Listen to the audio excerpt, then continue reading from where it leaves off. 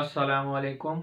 अभी बस हम स्टडी कर रहे हैं ऑक्सिलरी वर्ब के टॉपिक को और इस सिलसिले में ये हमारी 5th वीडियो है जिसमें हम इसके फंक्शंस को डिस्कस करेंगे। दो तरह के फंक्शन हैं, general function and specific function. General function जो है हमने स्टडी कर लिए थे पहले, अभी हमारा स्पेसिफिक फंक्शन वाला पार्ट चल रहा है। अब स्पेसिफिक फंक्शन में अगर हम बात करें वर्ब बी की, पहले हम वर्ब बी को देख रहे हैं, ऑक्सिलरी वर्ब बी को। तो इसमें भी आगे इसके दो टाइप्स हैं, specific function and ordinary function. Specific function इसके भी हमने देख ली है। अब इस वीडियो में हम ऑर्डिनरी फंक्शन देखेंगे, हमारा जो ऑक्सिलरी वर्ब बी है उसकी।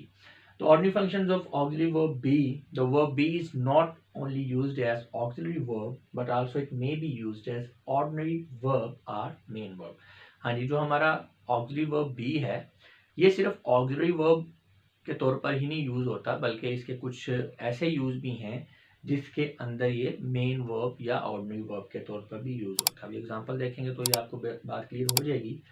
फॉर एग्जांपल पहला है हमारा point, to provide information about a person a thing or to express existence. जब किसी पर्सन के बारे में या किसी चीज़ के बारे में या किसी चीज़ के होने के बारे में, एग्जिस्टेंस के बारे में इंफॉर्मेशन प्रोवाइड करनी हो तो हमारा जो ऑक्सिलरी वर्ब है ये बी, ये मेन वर्ब के तौर पे यूज होगा। जैसे एशिया इज कंटिनेंट, अब इसमें इजी वर्ब है। My friend is a doctor, मेरा दोस्त डॉक्टर है, तो ये एग्जिस्टेंस है और बेसिकली इज जो है यही इसमें वर्ब है और कोई वर्ब नहीं है। शी इज़ वेरी ब्यूटीफुल, वो बड़ी खूबसूरत है।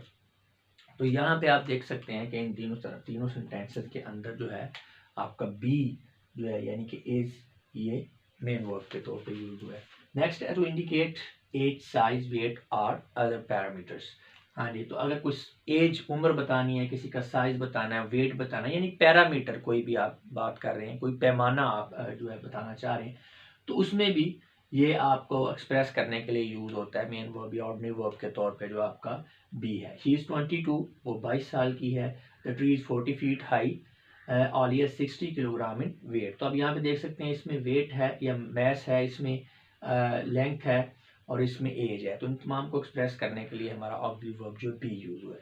Be is also used as main verb in certain imperative sentences. तो इंपेरेटिव सेंटेंस के अंदर तो ये मेन वर्ब के तौर पे यूज होता है। जैसा बी पॉजिटिव, ठीक है, पॉजिटिव रहिए, बी क्वाइट, खामोश हो जाइए, बी अ नाइस लेडी, एक अच्छे जो है एक खुश अखलाक लेडी के तौर पर जो है अपना बिहेव कीजिए। तो इसमें आप देख सकते हैं कि बी जो है ये मेन वर्ब के तौर पर सेंटेंसेस के अंदर यूज हुआ है। अच्छा, इसका एक और स्पेसिफिक यूज है बी का, क्योंकि हमारा टॉपिक भी स्पेसिफिक यूज है और सॉरी ऑर्डिनरी यूज है, तो इसका एक और ऑर्डिनरी यूज है वर्ब बी का।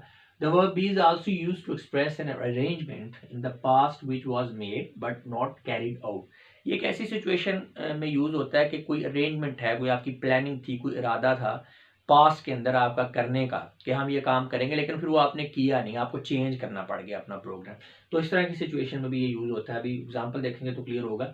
इन such a situation the verb is used in past tense along with the perfect infinitives. हाँ जी, तो जब इस तरह की सिचुएशन है जिसमें पास्ट में आपका कोई इरादा था काम करने का लेकिन वो किया नहीं, चेंज हो गया आपका प्रोग्राम, तो उसके लिए फिर हम यूज करेंगे जो है वर्ब बी को। लेकिन बी जो है ये पास्ट टेंस में यूज होगा, जैसे वाज वर, और इसके साथ परफेक्ट इन्फिनिटिव आएगा। अभी देखते हैं कि परफेक्ट इन्फिनिटिव क्या होता है। They were to have been played a match yesterday, उन्हें कल एक मैच खेलना था, but they had to postpone it until next Friday, लेकिन उसे इसे अगले जुमे तक जो है मुलतवी करना पड़ा। उन्हें कल एक मैच खेलना था, यानी जो अरेंजमेंट थे, जो प्लानिंग थे, वो कल थे मैच खेलने के, यस्टरडे, लेकिन वो खेला नहीं जा सका किसी वजह से। तो अब वो उन्हें मैच जो है वो खेलना पड़ेगा कब, या उन्होंने पोस्टपोन कर दिया, इसको मुलतवी कर दिया अगले जुमे तक। अब यहाँ पे देखें ना, ये आपका जो वर्ब बी है, अब वर है, वर ये पास्ट फॉर्म में है। तो to have been played, to have been played जो है ये आपका परफेक्ट इन्फिनिटिव है, जो टू हैव बीन प्लेड और साथ में टू आ गया। हैव बीन प्लेड जो है ये परफेक्ट के साथ होता है, टू है तो ये इन्फिनिटिव, तो ये आपका परफेक्ट इन्फिनिटिव है। इसी तरह दे हैड टू, अब ये they had to play postpone it till next Friday, यानी वही वाली बात कि जब आपका काम जो है वो इरादा था आपका पास्ट में करने का, वो हो नहीं सका, तो फिर नेक्स्ट आपने उसको चेंज कर लिया प्रोग्राम को, तो उस पर यहाँ पे फिर ये आपको मीनिंग समझ में आ रही है कि दे हैड टू भी यहाँ पे इसलिए लगा है कि क्योंकि बात काम पास्ट में ही हुआ है, जो काम आपने करना था वो भी पास्ट में था, और जो आपने नहीं किया और प्रोग्राम चेंज किया है कि आप हम करेंगे तो वो भी पास्ट में हो, तो इसलिए यहाँ पे हैड टू है कि उन्हें मुलतवी करना पड़ा, यानी कल वो जब आए, मौसम खराब था या कोई और भी मसला था, तो उन्हें फिर मुलतवी करना पड़ा मैच, जो अब नेक्स्ट जुमले में। तो यहाँ पे आपने ये भी आप बात ज़हन में रखनी है कि जब भी इस तरह की सिचुएशन में आपने वो बी को यूज़ करना है तो आपने पास्ट फॉर्म में यूज़ करना है और साथ उसके परफेक्ट इन्फिनेटिव यूज़ होगा।